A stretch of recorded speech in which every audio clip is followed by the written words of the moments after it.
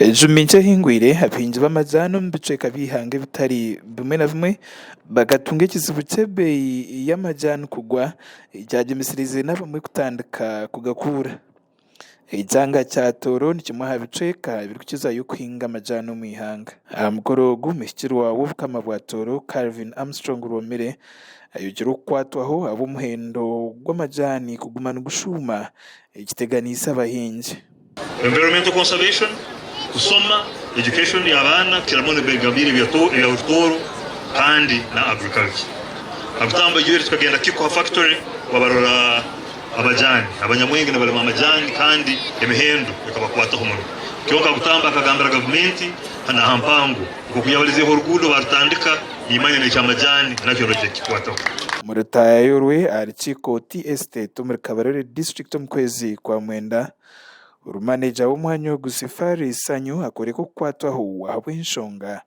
niyemwe. We have challenges now. It is now 3 years. The tea sector collapsed. We are not making good money. Some workers were laid off because of this problem. Salaries are not coming well on time because of the challenges we are facing. We are failing to pay some bills, taxes. The prices are generally very poor. Mukama oyo amiza abantu bo bukama uko bukama buriyo n'ubukoro buceka ihembe kwatanisa na government gumaraho buremezi empango etakahikire karambura amasamba gamajani na itegereza ubulemezi wekitongole eki ndiyo ni mpanura na government ya gati koraho ensonga za majani mu bwangu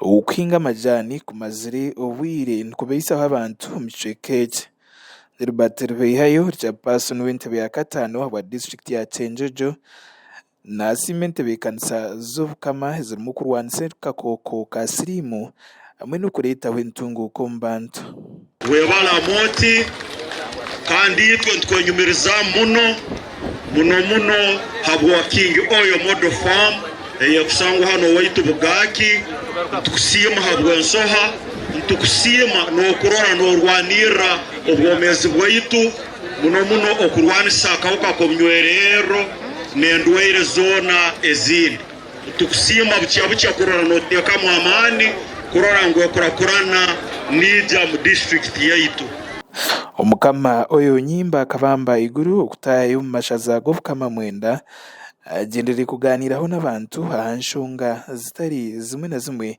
ziri kubateganisa mbyanga byabo bakuraga gasha kwa Justin Nyakaiseke wa tayari West Murtoro.